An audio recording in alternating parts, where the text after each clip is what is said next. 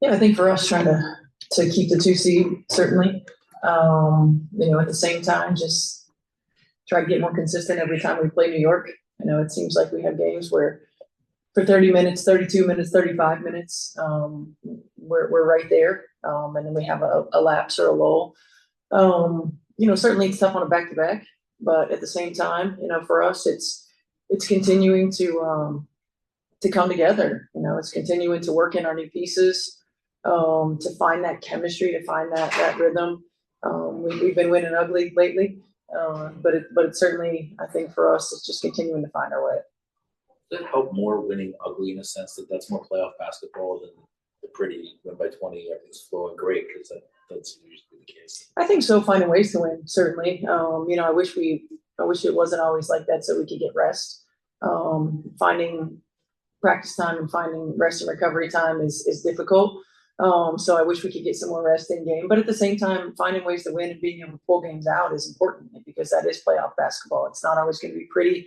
You've got to find ways to dig in, which we've done defensively, certainly, and find ways to make big plays. In the last couple of games, we've been able to do that. So I think for us, it's just continuing on that path while we're trying to work out our offensive chemistry and really integrating Marina into what we're doing. And we've talked a lot before about how much you base your philosophy on kind of opening shots without the ball. I'm wondering, to what extent do you feel like Marina has been able to come along in her understanding of that, or is that something that she has been able to really fit in with? Yeah, she's been able to fit in with that, but also reading that. Sometimes we have the cuts, but our pass is second too late, or we're dribbling when we should be passing. Our timing is off. She's a high IQ basketball player.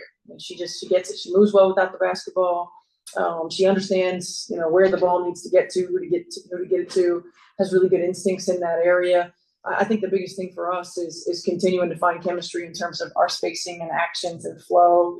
We can manipulate it however we want in set offense, but throughout the course of the flow of the game, continuing to get the ball moving quickly, and to get into actions that can benefit the players that are on the floor. Are there certain things, obviously, a lot of different kinds of players in the past decade. Are there certain things that you really like running you haven't been able to? Maybe with this team just because of now you have more shooters. Seem like absolutely. Really into the split cuts yesterday. Yeah, absolutely. I think for us, the spacing that we can have on the floor, it's going to continue to open things up for AT. Different lineups. It's going to continue to allow us to use her in different positions on the floor. But also, a lot of things that we had to run specifically for DB, because she was our catch and shoot player. But now we can incorporate Marina into that, so DB can rest a little bit more. It's a little bit more unpredictable, and you put those two in action together, and it makes it really tough on defense to pick your poison, so to speak. We've had a couple of different starting lineups now since Marina's on here. Do you feel like you like the one that you worked with last night, and how much does starting lineups even matter to you moving forward? Is it more of a just something to get done, or do you feel like there's really significance to it to have like a set lineup when you playoffs? Starting lineup doesn't matter to me as much, other than to get us off to a good start. And we haven't had that no matter what lineup we put out there. I think that there is some validity to the consistency that our starters that we used the last game, that were our starters before the trade, had certainly. And I also think there's a ton of value for the punch that Marina can give us off the bench in terms of scoring and consistency, really understanding and knowing what we're going to get every single day. But again, I go back to, to me, it's not who starts, it's who finishes, right? And they're all six are going to get starters minutes. All six of them at some point or another are going to be finishing ball games. I still want to see us get off to a better start. It's too hard in this league when you dig yourself a hole to have to work to come back every single game. Hey, you too. I know we've all been talking about Marina and her integration, but I think the WNBA hasn't really been known for major transactions during, right before the trade deadline. And this trade with you all was an example of that. Hadn't happened in a while. So I guess I'm just curious as to what the integration process has been like. I mean, I know you had the Olympic break there, but is there a difference between, you're working with her and the team in practice versus what you sort of have to do each game? Yeah, in particular because AT and DB went there over the Olympic break, right? I mean, they're a big part of what we do. And so we've really been trying to do the integration in live action. Our schedule is back heavy for us. So now we're playing a lot of games. We don't have a lot of practice time. So working Marina into the action with players like AT and DB who have the ball in their hands a lot. We didn't get to do that over Olympic break. It was more just catching her up on what our actions are, what our play calls are, what our defensive schemes are, where we want to get her touches, in live action. And we can manipulate that in certain dead ball situations. We can't in flow.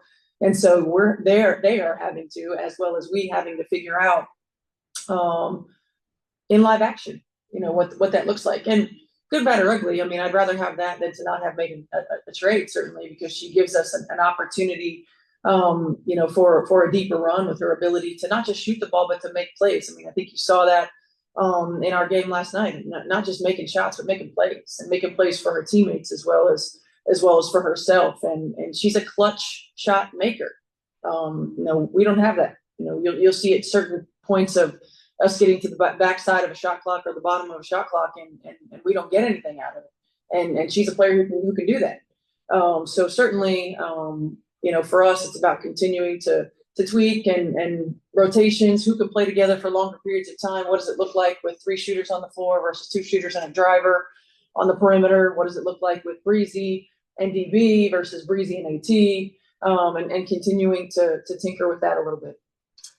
Does the nature of that tinkering sort of change a little bit, or is it do you think it might be a little harder to evaluate in a game like this where, since Sad and Lady are both injured, New York's been running some, let's call them very wide or tall lineups? Mm-hmm. Yeah, they're big. Yeah. I mean, some of it makes it more difficult because of their ability to switch and their ability to take you out of action. But it also gives us an opportunity to start to learn to read those better.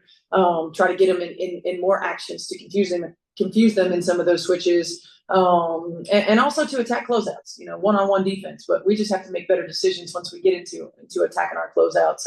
For me, it's always about pace and space. If we're holding the ball for long periods of time, 3 seconds or more, we're not going to be very good. We're just not. So, Zoom. Megan, go ahead on Zoom. Hey, Coach. I got 2 quick questions for you. First one is, you've played New York 3 times, but 2 of the times you've held Jonquel to 8 points, holding her single digits. What's been key in kind of keeping her at bay with this? Yeah, I think Breezy early in the season, the game that JJ got loose, Breezy was still working her way back in.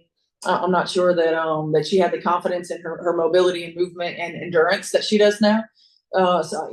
Breezy's just such a smart, high IQ defensive player for us. So I think she does a pretty good job. Keeping us out of rotation is important. So being at the point of the on-ball screen, being able to guard 2 with 2, so that she doesn't get strung out and they can pass back to JJ, or that she doesn't have to help.